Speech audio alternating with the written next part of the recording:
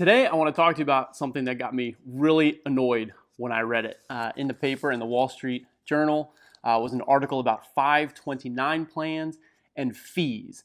And this is the whole reason I became a fee-only financial advisor, is because this industry, financial services, is just littered with commissions and fees and things that you never realize that is taking your money behind the scenes. Now, I'm all for paying for services that are adding value to your life, okay? But I like to be transparent about every single thing that's out there so you can make an informed decision about what fees you're paying for.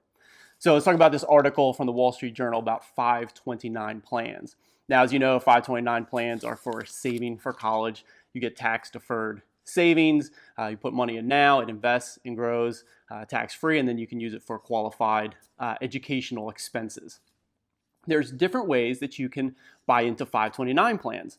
And the article says that about half the money in 529 plans, which are becoming very popular, is bought directly from states. States sponsor 529 plans. You can go to the state website, you can open an account, you can put in money, and you're buying directly from the state. The other way that you can buy 529 plans is through a broker. Brokers are people that help buy and sell different products from insurance or stocks or mutual funds. They work at banks or brokerage houses, and you can go to your local bank or your broker that you deal with and say, yeah, I want to put some money into a 529 account. And they say, great, I think this is going to be a good one for you. Let's buy some of this 529 and put some money away. 529 plans can invest in different share classes of mutual funds. Now, see, this is something that you might not be familiar with, that there are different share classes of mutual funds, classes A, B, and C. Now, I don't want to get too much into the technical details, okay? But it is important to know that Class A shares, you pay a fee up front for buying those, okay? Class and B shares, you pay a fee at the back end, which we don't need to worry about for today's discussion. And Class C shares has a level load, you pay a management fee flat kind of throughout owning the shares.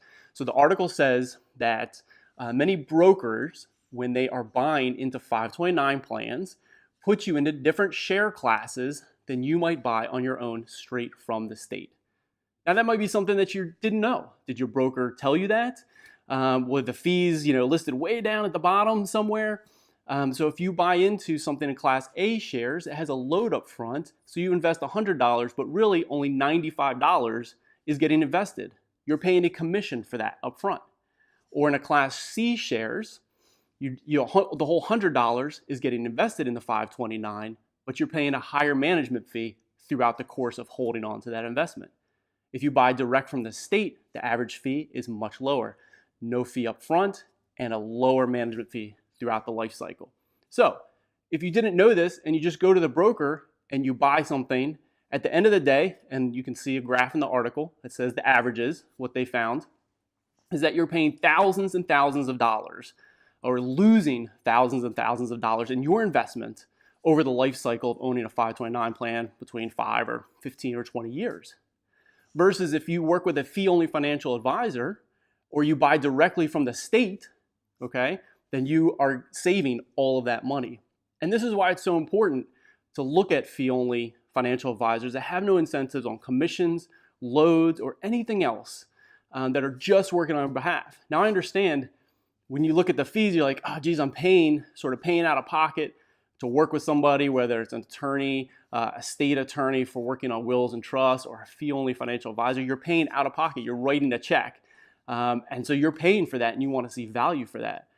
Versus when you work with a broker, you're not really writing a check to them straight out. They might be working at the bank, working on commissions, and say, oh, great, come in for a free consultation. I recommend that, that we do this or that. And you're not realizing how they're getting paid. And that's why it's super important to be informed and to know some of this stuff. And if you don't want to spend the time working with all the details, that's where fee-only financial advisors, I think, really come into play to help you navigate this really complicated landscape.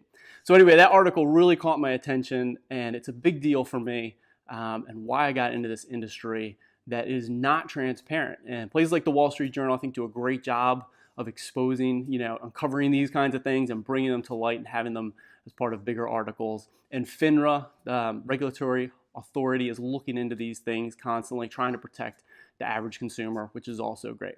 So that just came to my attention. I wanted to share it with you guys. I hope you found some value in that discussion and that article, and I hope you have a great rest of your day.